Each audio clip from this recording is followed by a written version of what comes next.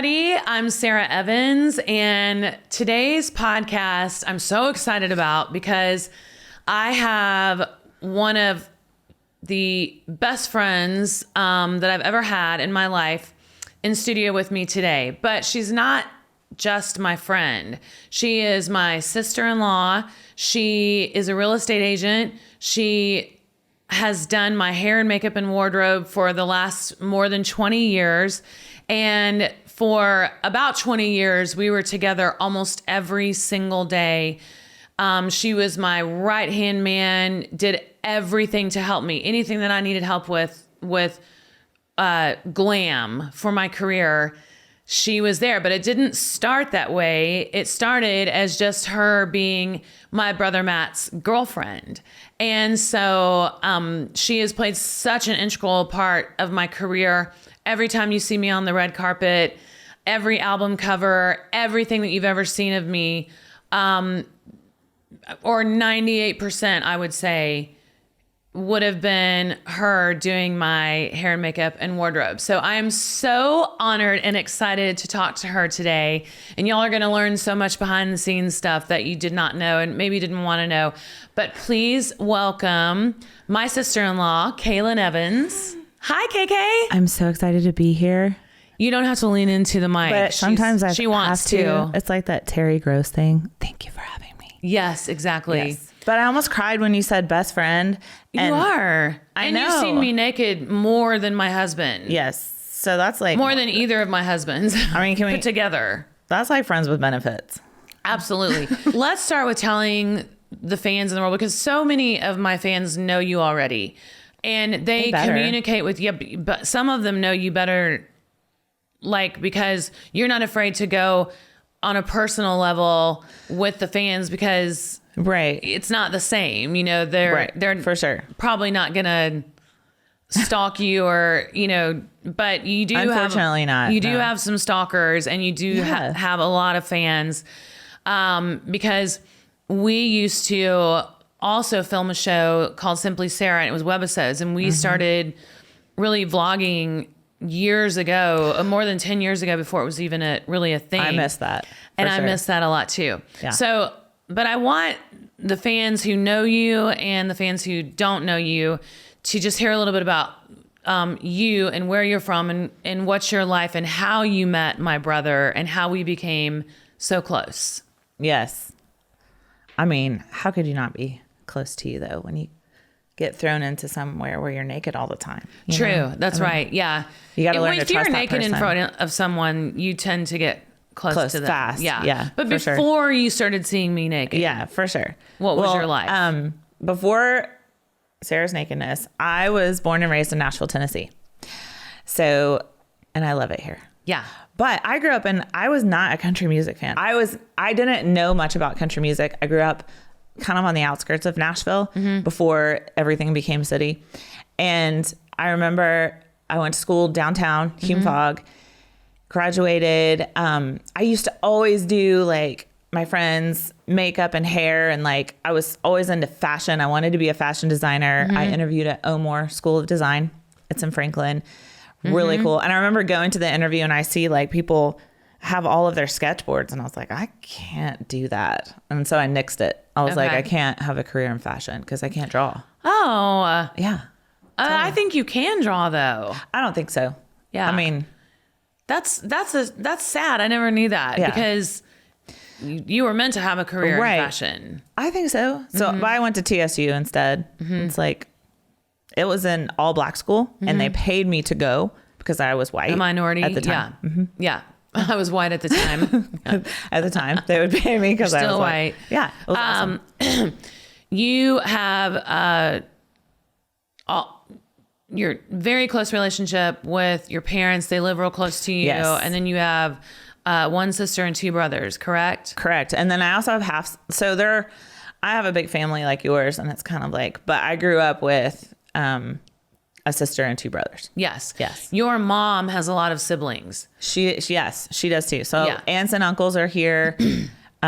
Family was always very important. I had step kid. I didn't have stepkids. I had step brother and a step sister growing up. I mean, I feel like that's kind of like normal. Right. when you grow up, you have like these waves of siblings that come in and out. Yeah. Weird people that live with you during weird times in your life. Like, yeah. I don't think that's normal for everyone, but go ahead. I mean, growing up, I didn't have Jimmy. Different people living with me. Although we did have Jimmy, who that's going to be a whole other topic. But that should be an episode. That will be an episode for sure. You'll have to have Matt on that time to tell Jimmy stories. Yes, absolutely. Because we've got some good ones. Yeah. But anyway, back to you. Okay, so graduated when I was 18 in May. I met from college? From high school. Okay. And I met your brother in August. So I was 18 and he was 30. And I was like... He was 30? Yeah.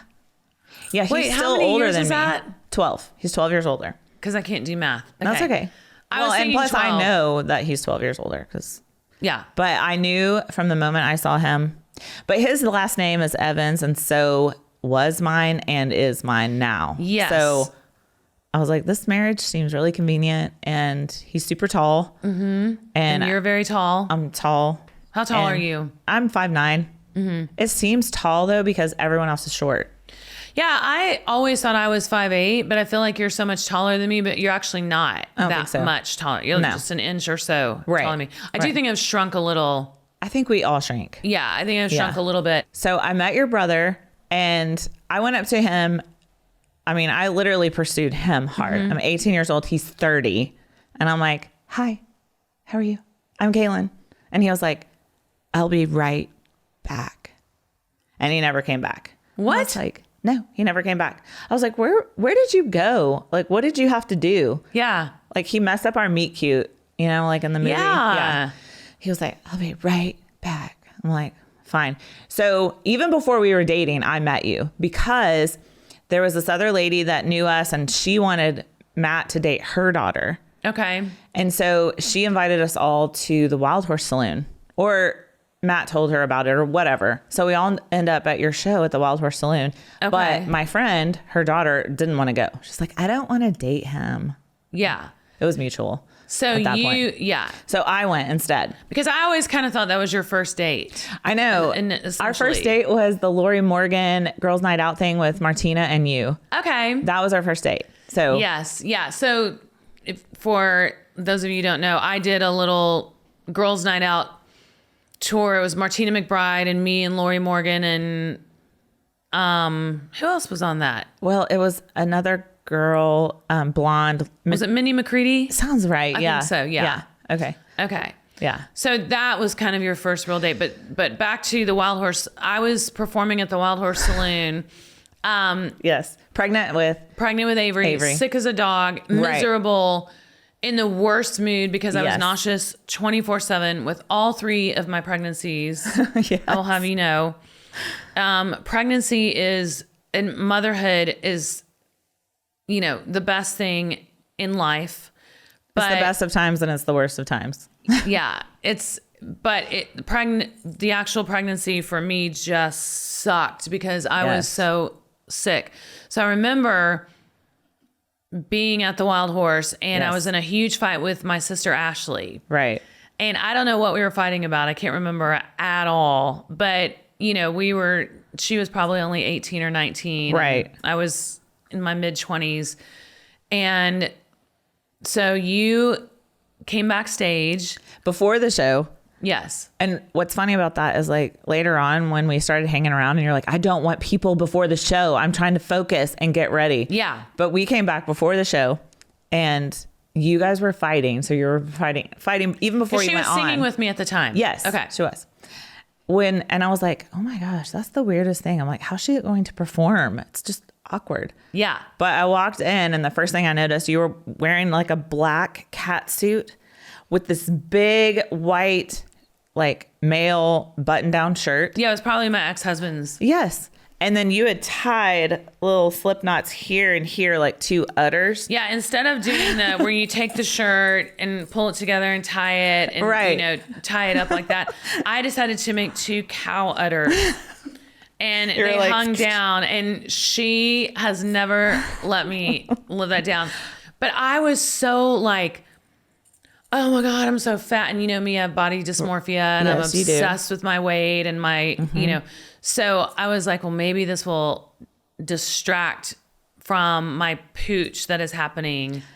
Which I was like 3 or 4 months pregnant. Which I don't think you had said you were pregnant yet. Yeah, I think I was hiding it. Okay. Yeah. Because it was so new that like, I don't even think I knew you were pregnant. Yeah. When I heard, I was like, oh, that makes sense. The udders make sense. Make sense. She's just preparing for nursing. Yeah. She was like, Yeah. this feels No, I was utterly in the worst mood. I mean, now that I think about it, my fight with Ashley was probably my fault because oh, really? You quit every time I got pregnant.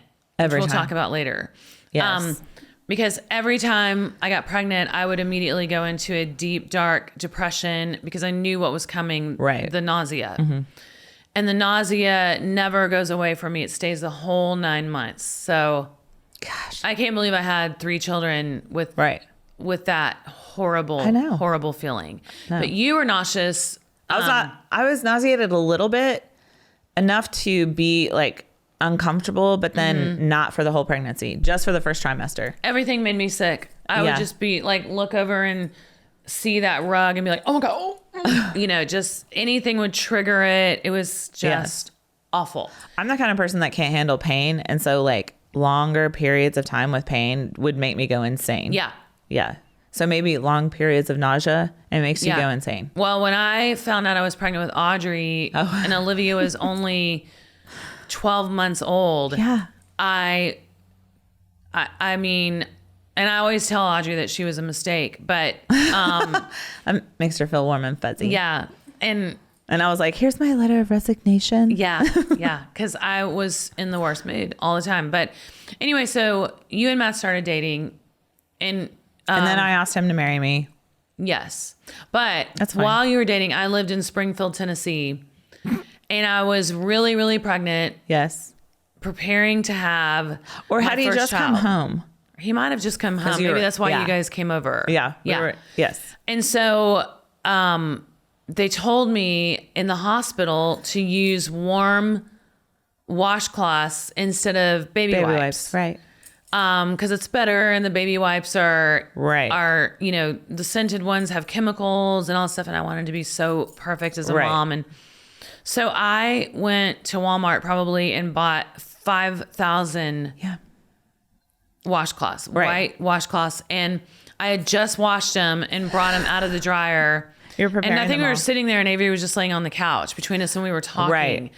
And I started folding these white wash rags, and after about an hour of you just washing me, it was never ending, just forever. I was still newly, like, I think that was like the 3rd time I had been around you, and Matt had gone off to talk to Craig. Yeah, So like I was we like, didn't know each other. okay, yeah. What's going on here? Well, the reason that I knew that we were going to be friends is because instead of being weird about it or whatever, you said to me, dear God, please don't fold another white wash rag. So then I started dying laughing because I realized, like, you're so right. I've been folding The whole time. It was about 500 Right. white wash rags. Right. Then I ended up saying, screw that, and using wipes.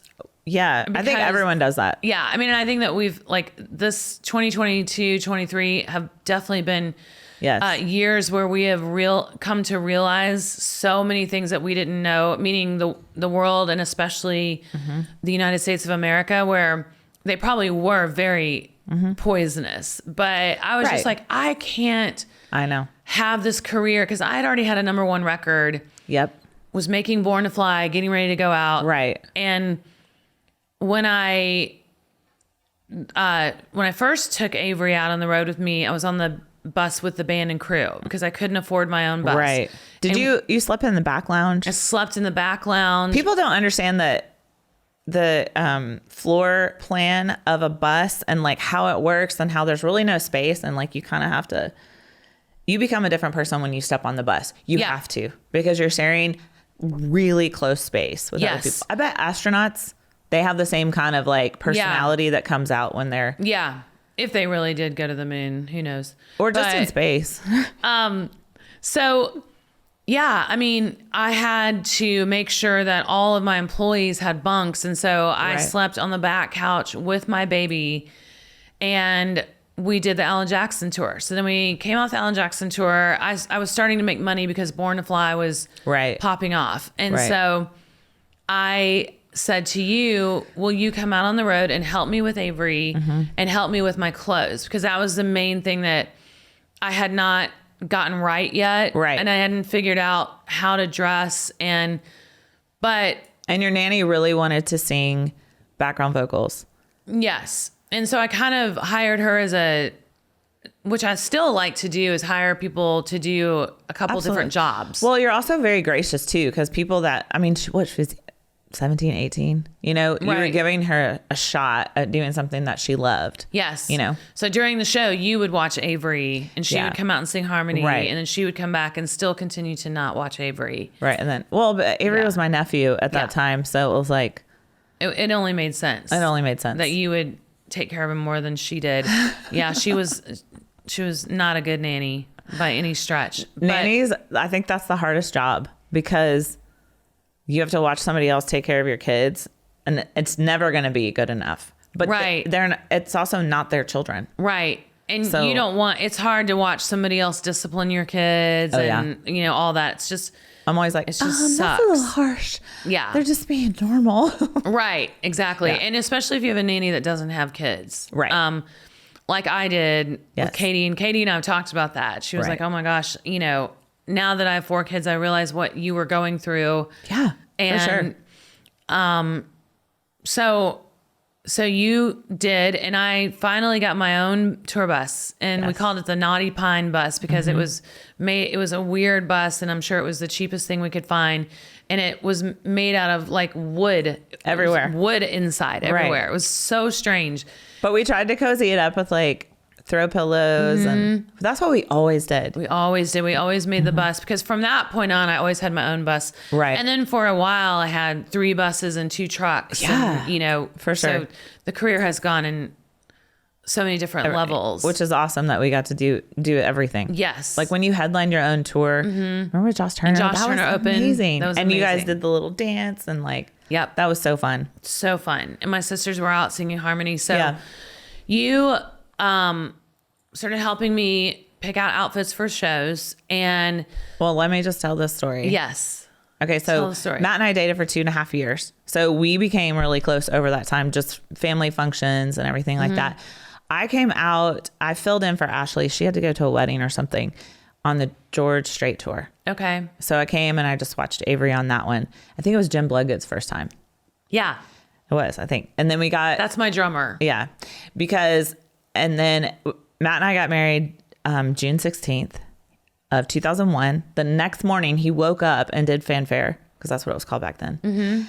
And then for $60, because I think that's what they paid back then, remember? Like, it was so weird. But like, we were newly married, and I was like, no, you have to go. So like, wedding night, and then the next morning he went. And then we left 3 weeks later for a 6-week tour with Reba McEntire. Yeah. And I was so homesick, like cried for my mom. And I'm married. And like traveling the world. And it was the best experience. But we were home for 24 hours in the whole 6 weeks. Right. But we never really did travel like that before or after that. So now, and that was in August, because I remember after that 9/11 happened. And we were in Italy when 9/11 happened. We were in. So gradually over time you started, and then my sisters came out on the road. 2 more babies were born. Right. You were doing my hair and my wardrobe, and I was still doing my own makeup. Right. So the first night on tour, I just set up your dressing room. I put all the clothes out, and you were like, well, tell me what you think I should wear, kind of thing. You were being kind, which was awesome. And you're like, do you know how to do hair? Because while you were doing your makeup, you're like, what about this? And I was like, yeah, I can do hair. Yeah. And I figured out how to do all of it by just studying what other people did to you. Yes. So you would be with me doing wardrobe at a big event, and somebody like Melanie Shelley or at one of the Debbie Dover, one of the top, hair and makeup people would come out. And so you would learn from them and say like, how do you make that that curl, or how do you make that happen? Because I'm having to do her hair on the road. And so they were also nice to like teach you little tips. Well, Melanie Shelley, she had that teaching salon for so long. And I was like, I can't figure out how you're doing that. And she literally like switched my hand just ever so slightly with the flat iron. And I was like, oh. Yeah. So once you know that you can change the direction that way. Right. I was like, oh, I can do this. I'll just. So you started experimenting. Experimenting. Sometimes we've had a few hits and a few misses, and we will insert pictures.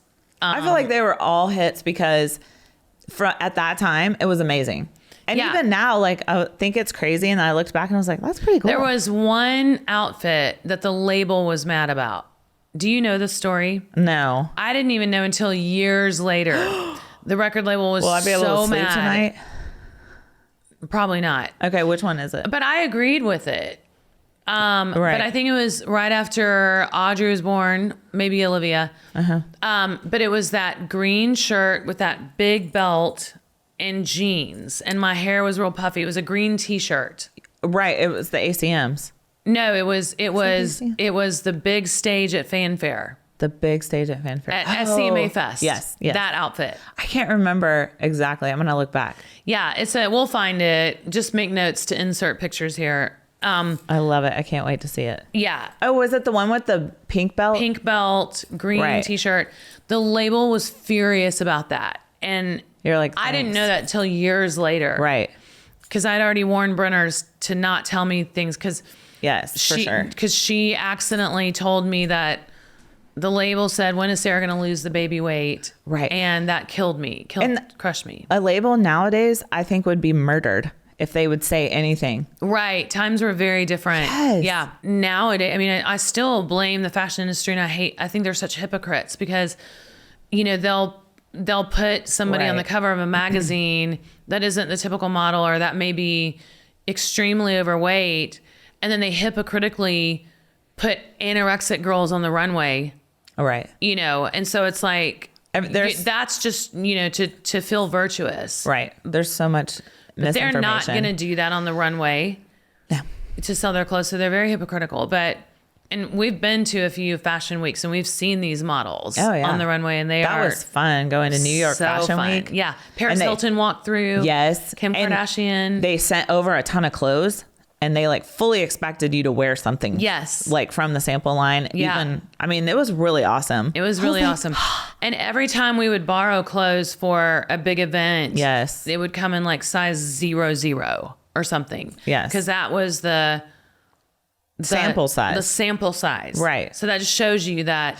Right. But then we realized, they have seamstresses on staff that change everything. Yeah. But the sample size is, the 00. So that's why they're hypocritical. I wanted to just discuss what's happening right here. Is that because you kicked it? You are no longer my full-time makeup artist, but I beg you to do my hair and makeup any chance you get, because now you're full-time into real estate. You're a very successful real estate agent. Congratulations. Thank you. But I gotta you feed did my family. My hair and makeup today. I did. And that's funny because I didn't really get a chance to like shower or anything or get ready, but you look gorgeous. Yeah, if you put a hat on, it just makes everything better. If I put a hat on, I look like an idiot. But I can't remember, like, that was like I remember that being like a really stressful time. And yes, I think I was pregnant with Audrey. Oh, that's why. Okay. And I'd either just had her or was just pregnant with her. And so I was up in my weight. Right. And the label always acted like they knew fashion too. Yeah. Yeah, they were always so particular. They were overly Joe critical. Galante, who I love, and he signed me, and he was like a second father to me, and all of it. I mean, he made me famous, but he, I think, has the same mentality. Like, I want my female artists to be skinny, gorgeous,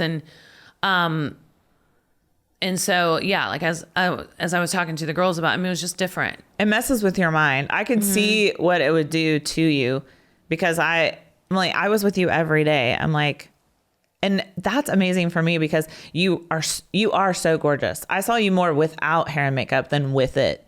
So like I knew how you looked. And like you could literally walk on stage and people would be in awe. But like there was like a persona or like almost like a stage person, you know? Yeah. Not like Beyonce and what was her other name? Sasha Fierce. Yeah. Not like that. But Yeah. Yeah, no, there definitely are two of me. There's just me, the mom, right, housewife, normal person living at the ballpark. And then there's me, the star. That, like changing a diaper and then throwing something at me as you walk on stage. Yeah. Like a poopy diaper. Like I would change a diaper and go to stage. Or you would do like half, like just enough to where like you wanted to be, because you wanted to make sure that they knew that you were always there. Right. And they did. Yes. Like they would literally ask me if they could go ask you a question. Yeah. During the show. And I'd be like, no, she's busy right now. We're not doing that. Right. Because it was so hard for me because I had to spend an hour and a half in hair and makeup. Yes. Hour and a half for the show. An hour for the meet and greet. And so I just missed them. Even though they were on the road with me, I missed them so much. Right. During that span of time. And now I understand because I'll drop them off at school and I'll be like, that's so quiet in my house because it's so, full of energy. Right. And I like literally drop them off, come back home and I'm like, what's missing? Yeah, exactly. Yeah. It's very hard to be away from your kids. It is. It's really, I mean, at least for me, I was always a little bit psychotic about it, but now I know why. Yeah. And when you do such a demanding career like that, you know that there are going to be times when you have to be away for 3 days. Yes. And so making it on your terms, like out every other day is the only way you can. And I try to make it a 3-day rule, like 3 days the most that I would be away. Right. The only time that you really can't accomplish that is when you have to like go to New York and make the rounds with like Good Morning America, the Today Show, all that when you're promoting an album. So that's really, really hard. Remember when I had Millie and she was 10 months old and I was still nursing, but we were, we had to fly out to LA to be on a show and I can't remember which one it was. And I couldn't get the pump to work. And so I was dying. My boobs were huge. And you didn't have first Millie time in my life. No. And so I was leaving, I think like a Wednesday morning, but I booked a red eye. Yeah, I remember that. We finished the shoot, whatever and I was we were like, doing. can I just go to the airport? Yeah. Right. My boobs just hurt so bad. Yeah. And so I got home in the middle of the night and this was when Uber first started. And Matt was like, you're going to have to like take an Uber or something. I was like, okay. Yeah. I may die, but I'm just going to take an Uber. Right. Yeah. But it worked out fine. This guy was so nice. He now knows where I live. It's fine. I ran upstairs and I woke her up and I made her feed. Yeah. Oh my like, gosh. Milk me. I know. People don't understand how difficult it is for moms to be country artists. Like, I don't there's a lot of pressure on women in general. Yeah. But I have mixed feelings about that because I know you do.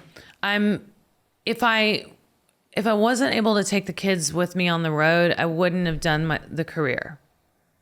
Right. I would have said no to it. Right. Because there's no way I would have left them for days or weeks at a time. No way. And I made that very clear to everybody that worked with me. Right. And some people didn't understand. It's hard to understand until you have children. You don't understand, well, why can't you just go away from them for a week? And you can, but I just always, like if I were to leave them for a week for a vacation, it wouldn't bother me as much as leaving them for work. Right. Part of that too, though, was my ex-husband making me feel guilty about, having the career and all that. So you had a lot of mind screw going on from every direction. Every direction. I really feel like you dealt with it with so much grace though, because you did have so many opposing views on how you should be, mixed ideas. And like your ex was, he fucking with me all the time. The whole time. Yeah. Messing with your head. Like you would hear from other people normal stuff and you'd be like, oh yeah. Right. That's fine. And then the next day I'd be like, wait, what changed? Right. And exactly. And you and he did not get along well at all. No. Because He didn't like me from the start. Yeah. Well, because he was threatened by you and I think he knew I saw right through him right away. Exactly. Yeah. He knew that you knew. And, but I never said anything. Yeah. I just said one, I don't know if I don't think I ever said anything. But I took care of things in front of him constantly. Yes. He rarely came out on the road. And when he did, he didn't mess with the kids at all. I mean, he used to say, if there's a nanny in the room, why would I change a diaper? Right. Because you're their father. But, you know, that has continued. But, so then I started going through my divorce and I asked my sisters to come out and sing harmony. That was awesome. And I wanted to be surrounded by you, Matt, Leslie, Ashley, just as much family as possible to help me with the kids and help me get through the divorce. And I remember there were a few times where I was in my bunk calling Brenner like an hour before the show, like, I can't go on stage. I can't do it. And she was like, I remember okay, that. If you want me to, I will cancel the show. And every time she would say that, knowing that I had the freedom to cancel the show, I would be like, no, I can do it. I can do my job. Yes. So I felt bad for all the fans that came there, but they did not know what I was going through. And then also going through the DP. But so eventually, so you practiced on the girls doing their makeup for about how long? Right. Okay. Just honestly, year? once I started, but not really that long, because once you started to see what I could make them look like, you were like, okay. Yes. But it wasn't until you got rid of Craig, like divorced him, that even came up. It was almost like it wasn't even going to be a part of it if he were still in the picture. Because it wasn't until he was gone that you considered me for makeup. That's so funny. I wonder why that is. Probably because I was nervous when the two of you were together. Maybe. Yeah. Yeah. But I was there doing other stuff. But I don't know. I don't know.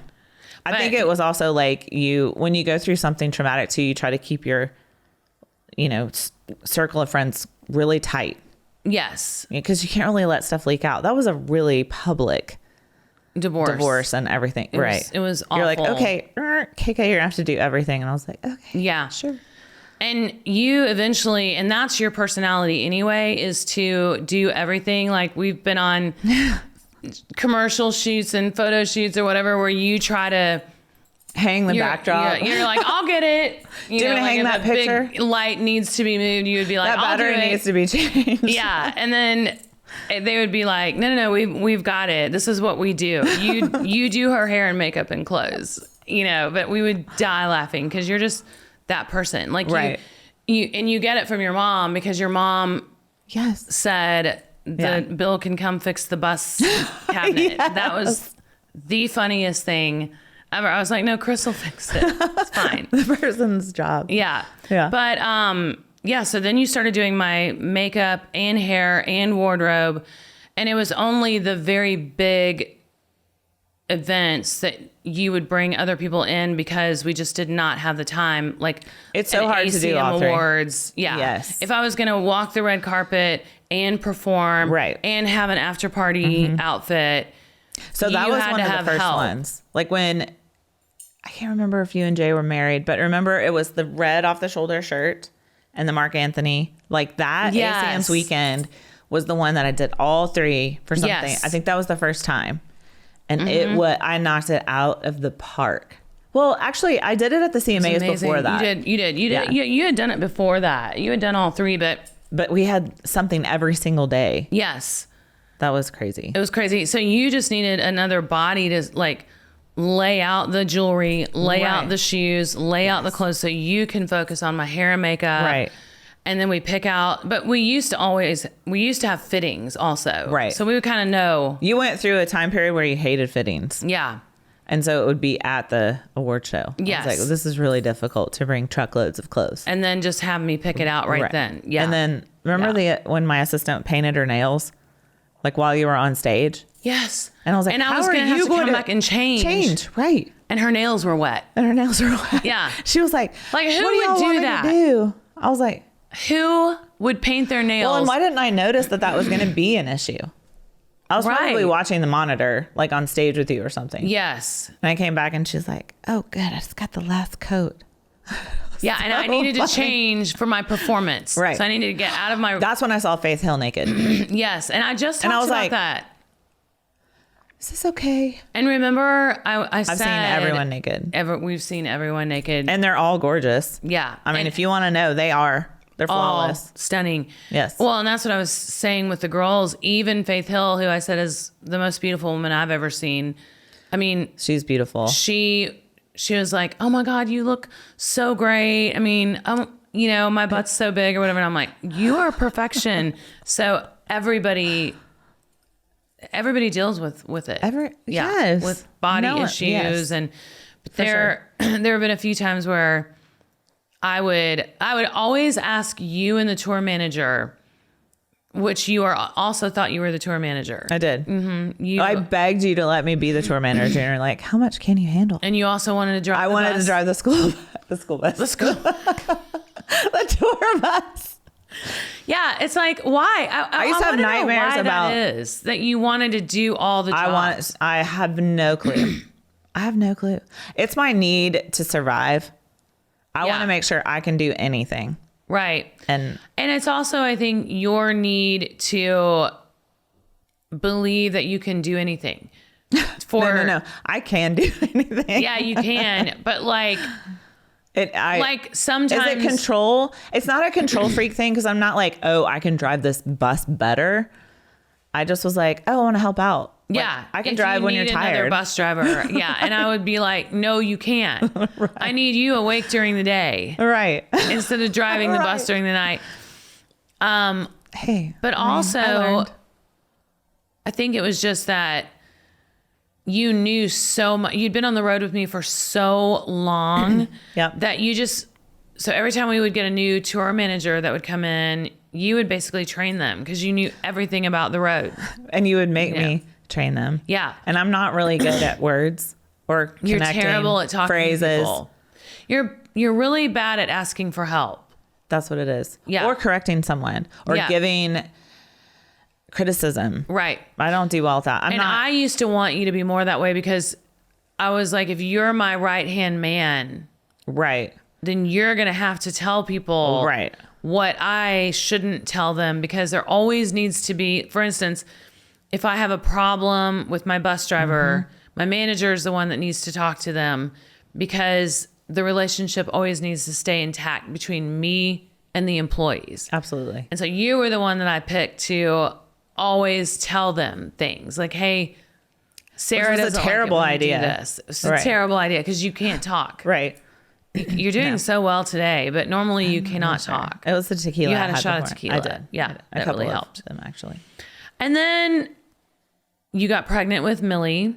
Yes. And it was a big discussion, you know, like, what am I going to do? What should I do? Can I bring her on the road? Of course, I wanted you to bring her on the road. Can we just talk about how weird that is that you let me bring my kid on the road? But she was my niece. But you are a superstar. That's like Beyonce's sister-in-law bringing her kid on the road. I don't even know if she has siblings. I think it was just because I was so accustomed to that. But you also gave me so on the Star bus, they have a bedroom in the back and then they have bunks in the middle. I did give you my room. You gave me your room. Yeah. Remember? Yeah. And finally I was like, she's not sleeping at night, so there's really no point in me having the room. I'll just put her in a bunk. Put her in a bunk. There's so many things remember she would we would try to barricade her in. They have yet to find something to keep a child in a bunk. I know.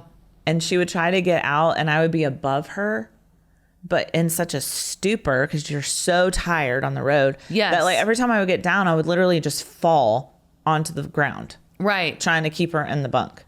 Well, at one point we did build bunks for my girls. Yes. We had a bus built out and we had a wall across their bunks to where they couldn't get out. But they were hard. mainly in my bunk. But I didn't want to lose you. Right. So that's why I wanted you to bring Millie. That's a big sacrifice.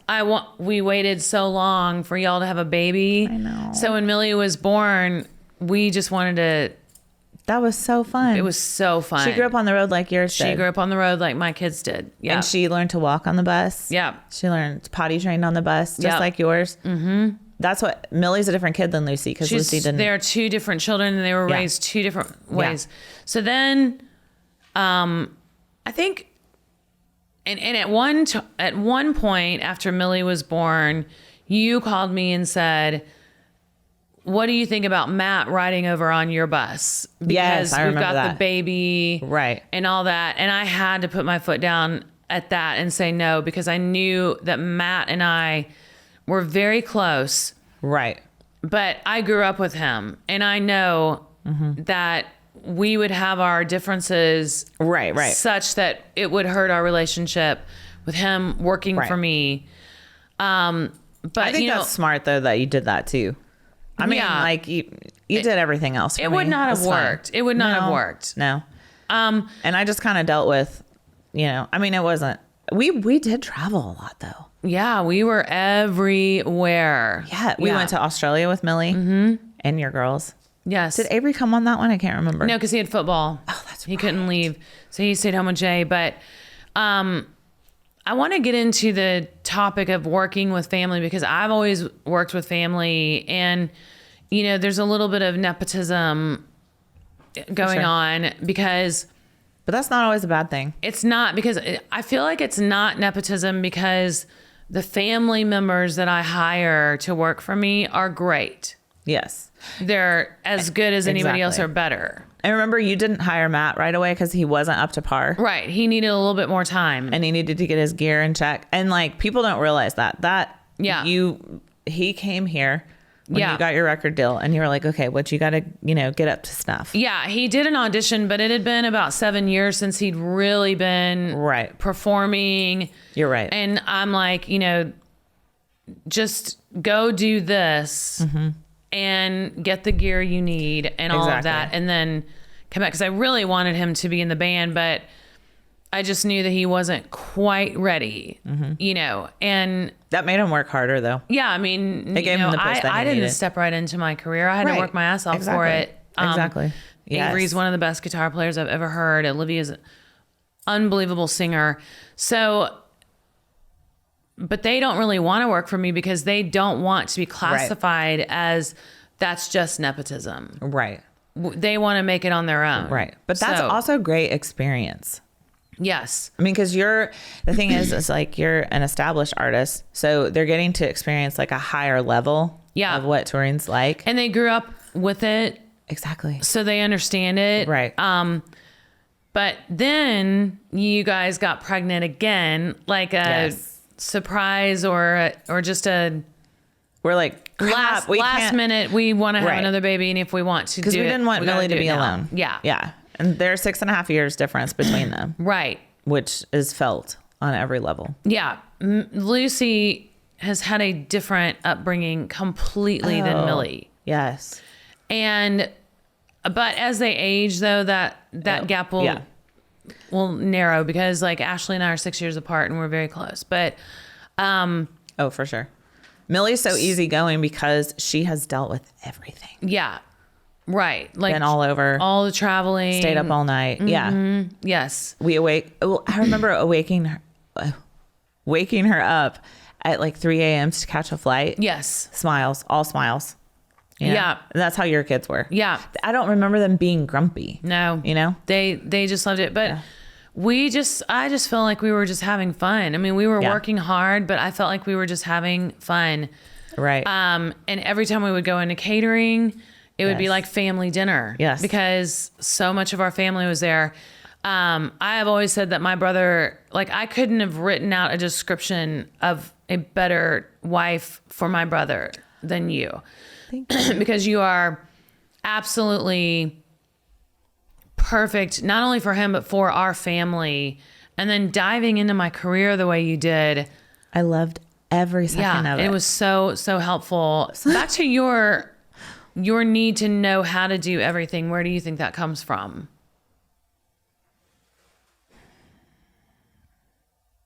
I think probably because I watched my mom struggle. And I think... Struggle how? She struggled So she had 2 kids, 10 years later, had a son to try to save her marriage. It did not work. Right. So she cheated on him and had me. So Right. they're my half siblings. And my mom's pregnant with me. She has her other 3 kids, and we all go live with my grandmother and grandfather in the basement. And to get out of the basement, she marries a guy that is a drunk and has 2 kids. So we have more kids to feed. And like, I don't remember growing up with my older siblings. They were always 'cause around. They were gone. But they were out of the house by then. Yeah. At 13 and 15. Yeah. Like, I Wow. don't remember. Yeah. And we were So poor. I would say maybe Everybody's poor when they grow up everybody now. was poor. But probably for you, since it probably felt, even if it was internally or subconsciously, unstable. Absolutely. And so even though your mom was a great mom, but just all the Fabulous. events that took place Yes. made you feel a little bit unstable. So you probably... I want security more than anything in the entire world. Yeah. And so if I can do everything, if I can do anything, if I can provide for my family on my own, if I can make sure everyone's taken care of on my own, then it's within my power. We always call it fear over faith. And I want to be faith over fear. Right. But I'm just not there. Like, my whole life is like fight or flight. I've got to make this situation okay. Right. And Yes. I was very OCD as a child. So like, but in a very helpful way. I would clean the house. Like, that was my job. I would make the beds. Like, cleaning was my fun time. That's weird. Well, I think that's why I came to depend on you so much, because you, like a lot of, hair and makeup people will just do your hair and makeup And leave. and leave, and they won't help you with anything. And Right. you were I cleaned the bus. Yes. I bathed the kids. while like, I was on stage. that was our like special time. Yeah. And it was, I wanted to do it all. I just wanted to take care of everyone that I loved. Yes. And because I saw my mom do that. She Right. was definitely the leader in all of that. Like, Right. But and sometimes you will have to admit that I feel like you have learned a lot and grown a lot, in that sometimes trying to do everything yourself gets you in trouble, because 100%. things lack, because you should have just been doing that, and you should have let the tour manager do that. So there were times where, like when I left the ears on the bus. Yes. Or when I remember being at the Today Show and your hair was not doing something, but it was also because I had done so many other things. I couldn't figure out why it was doing that. And I remember just like kind of freezing and just, I'm like, okay, I can't do this. I can't do everything. Right. But I don't know how to give up something, because I feel like Yes. if I don't do something, the whole world's going to fall apart. Right. And That's sometimes probably narcissism. Well, at its core. It could be a form, there are like 7 layers of narcissism, and one of them is a self-protective narcissism. Mm-hmm. So where you feel like, I can do everything and I don't need your help. And so sometimes that makes people feel like, but I want to help you. You're not the only one that gets to help. Mary Beth struggles with that a little bit. Like, she wants to be the only one to give gifts. She doesn't want to receive gifts. And I'm like, but terrible that's at receiving. Yeah. But here's another thing too. Like, when I allow people to help me or when I need help, they're not there for me all the time, Right. Because they're so used to me doing it. Yes. So I have literally crippled most people in my life. Not you. I mean, like, But they don't know, like, well, no, so back to Lucy, when you got pregnant with Lucy, right. you and Matt both broke the news to me that you were going to come off the road. Yeah. And I totally understood. Right. I didn't want 2 of your kids out there, because I knew that there was, I just knew that you wouldn't be able to do your job. No. Because it's just too much. I mean, it was almost too much with one. I was going to say it was hard because Millie, I remember, like, I played with her all day long and she couldn't give me 2 hours to be on an iPad. Like, she even had an iPad. Yeah. Yeah. And you, along with your control, didn't want to give control of Millie over to anybody, where I was forced to give control. You were, of my kids over to you, over to Ashley, Katie. I was forced to do that. Right. because they couldn't come out on stage with me No. and sit there while I was in the show. So, And I remember Leslie watched Millie after the show. She started watching her. Yeah. So I could do meet and greet. right. Because of course And I wanted to. I loved it when you helped with meet and greet. Well, and too. I had to do. I had to help. Like, Yeah. I just wanted to. Yeah. I'm sure it wasn't even in my job description, but I'm like, no, I'll do it. So other than the hair at Good Morning America, have there been times where you felt helpless? Well, I want to make sure I'm never helpless. Yes. Yeah. I mean, that's what I do is I secure that I am never helpless. Yes. So because I literally put up barriers for that and make sure, like, my mom was never helpless. I think she did things thinking it was a better idea. Your mom thinks that she should and can do everything. Yes. But so do I now. And so do you. Yeah. And I think that's because. And that hurts my heart for her and for you, because you can ask for help. Yes. It is so hard. Yeah. It is so hard. But people want to help you. Right. Because right. like you would have these big suitcases and you'd be like, no, I got it, and men would just like throw their arms up in the air. Like, you're worth. I think there's a part of you that doesn't think you're worthy of help. Probably. It's probably part pride and then part fear. I think it's pride. It's fear. And I think it's a lack of trust that they can do it. Right. Because I've seen so many people fail. Yes. So if I can't. At their positions. If I can't do it. Right. Or what's the saying? If I can't do it, no one can. Yeah. Like no one, if I want it done right, I'm going to have to do it myself. Yeah. And I think that's been your thought process. That's control freak-ish, which I do struggle with that, but mine, it comes from a different, because I mean, I do want things done my way, but I let them go because I know I can't do everything. Right. It's a very protective. But I just want to make thing. sure I can do everything in case I need to. Right. And that makes sense, where if they're like, if somebody needs CPR, I think I can remember. Yeah. I'll do it. Exactly. Even though there are doctors in the room. I can do it. If suddenly the electricity went out, you're like, I'll fix it. Well, I probably could fix the electricity. Yeah, exactly. Exactly. But, and I tried to never take advantage of you for that. But you also couldn't help but absolutely fall in my hands because you're like, yes, I need somebody like that. I depended on you for everything. People, when I work with them, they're like, well, crap. I didn't realize how much I needed you. Yes.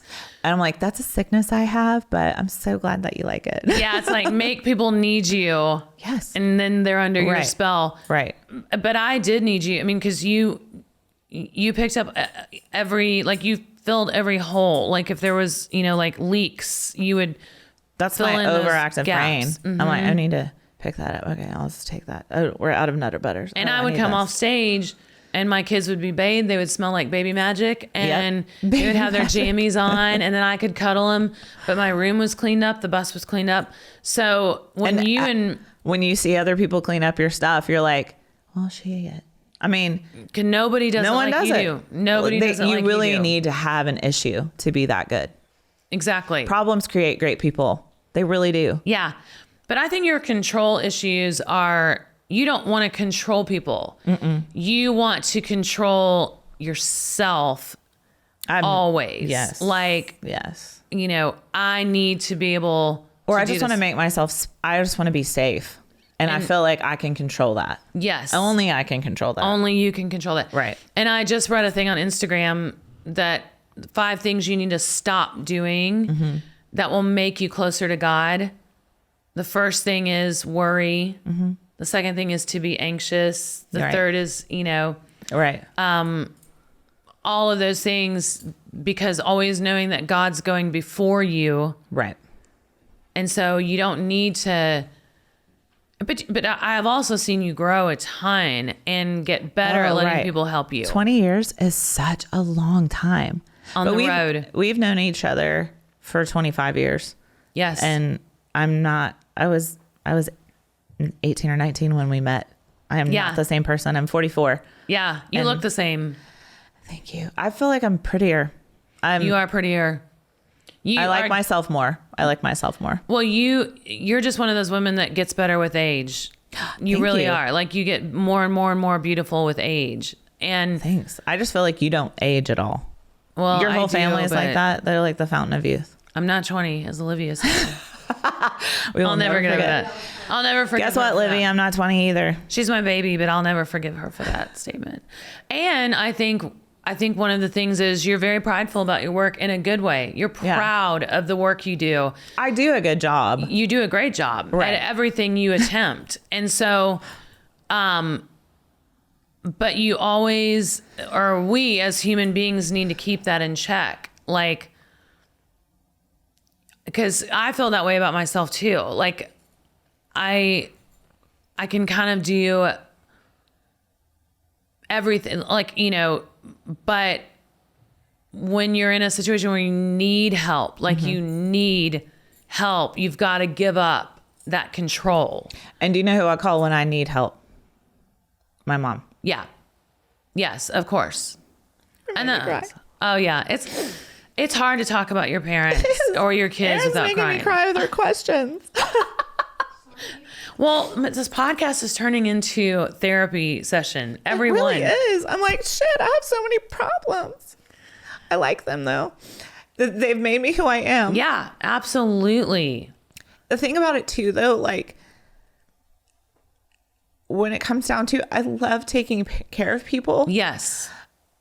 But I don't get taken care of. And I know you're not supposed to end a sentence with of, but I really don't know what else you're supposed to say right there. Because that's okay. Yeah. I don't allow people to take care of me. Right. And it's not because people don't want to take care of you. No. You don't allow it. Right. And I'm hardly ever sick. I'm hardly ever down. I hardly ever have needs that I can't fill myself. Right. And if I do, I just, yeah. Then tequila is one of my best friends.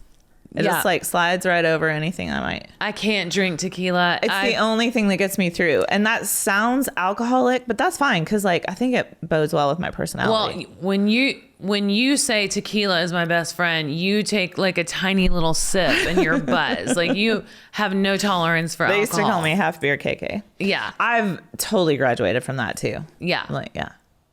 I think, you know, and so when you and Matt had Lucy and you decided to come off the road,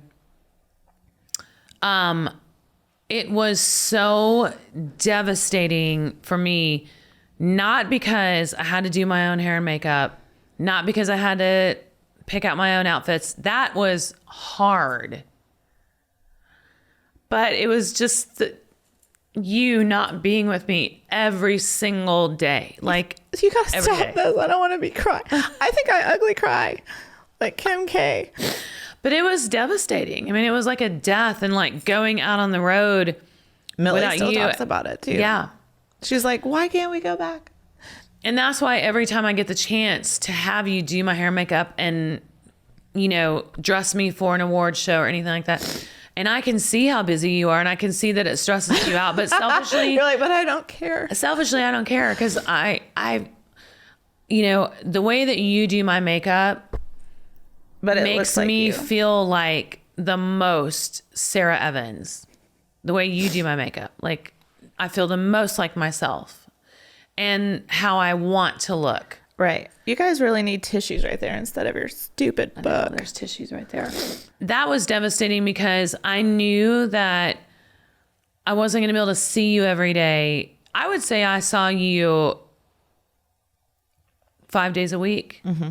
I remember when we would see each other afterward, we'd be like, oh my God, I've seen you forever. Like, it was true missing someone, you know? And we had to learn how to be, like, what are we now? I know. We're just sister-in-laws. But it's also so easy to be around you, you know? And you. I mean, you're so damn funny. But I just want you to know that I've grown a lot in hair like makeup? Learning how to do my own hair and makeup on the road. I hate it. I fucking hate it.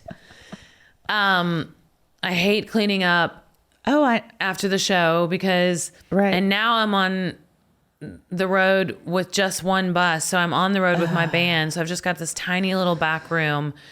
The road just isn't as fun as it used to be, but it was really that fun. It was a great 20 time. years. It was fantastic. I can't even, when I think back in my life, I'm like, I can't believe I got to do that. Mm-hmm. I mean, cause I don't sing. I don't really even, I mean, I like music, but I'm not like lover of music, you know? Right. I mean, I was your biggest fan because of you, you know? I mean, obviously you're the best singer ever, but thank you for taking me on that ride. Thank you for going. It was amazing. Nobody else would have cared. No, this is where I'm going to cry. Because even though I had a nanny to come out and help, because your babies were also working, but my babies were yours. Absolutely. And you helped me so much. And they see you as a second mom. I mean, they really do. They're closer to you than they are to Matt, because Matt wasn't on our bus. Right. And, he wasn't taking care of them like you. And I'll admit, I mean, there were times where I was like, please let me do something for them, like fill their plate. I remember, because I was like, are my kids going to not remember me doing anything for them? Right. And it was really hard. I mean, it was really hard for all of us when you guys came off the road, but I understand why you did it. And you're both in real estate now. So it's kind of like, and I think because Matt is an older dad, that it was smart for him to come off the road and spend as much time with Lucy. He couldn't stay on the road without us either. Yeah. He was like, it is not the same. Yeah. And he got major burnout. Burnout. For sure. Yeah. For sure. Because he's, Matt is very talented, but he is an introvert. Absolutely. And an intellectual. Mm-hmm. And he's an incredible bass player and musician all the way around. But being on the road for over 20 years on a bus with the band, it got to him after a certain time. And he needed to be with the girls. Yeah. Because because it was getting an older dad. Yeah, for sure. And it was getting to where I couldn't do it all. Right. I needed his help. Yes, exactly. You needed him to come off the road and be home. But I'll always think of you, like every time we're together. Yes. I will always think of you as, if I need something, KK will help me. Yeah. I'm your girl. You're always my girl. You've always been my right hand. So I wanted you guys to be able to experience our relationship and see KK. I know, like I said, a lot of people know KK. KK has her own fan club. I mean, she's famous, and you could be. I don't know if I'm famous, but you're famous with my fans. They love you. And I wanted to give you, thank you for coming on the podcast. Thank you for having me and for making me cry and for I wanted to humiliating show me people and you. taking my dignity. And if anybody out there likes my style and how my hair has been and how my makeup has been all these years, and if there's anybody out there who has tried to copy me or implement me or whatever, I wanted them to meet the person behind my look, and that's you. So right. Kaelin Evans, Evans her name was already Evans before she married my brother. Mm-hmm. Turn KK. Thanks. This was fun. Is there anything else that you want to talk about? Mm-mm. Just if you need to buy a house, buy it from her, Kaelin Evans. Yeah, sure. Yes. Yeah. Please. Because she is an amazing. We just bought a farm and used them as our agents, and it was an amazing experience until the guy called the other day and said we owe $10,000 more. But that's okay. I won't make you call them. I love you. I love you. Thank you. Thanks for being on the podcast, and thanks for making me cry. And I do expect you to clean up the dressing room after we're done.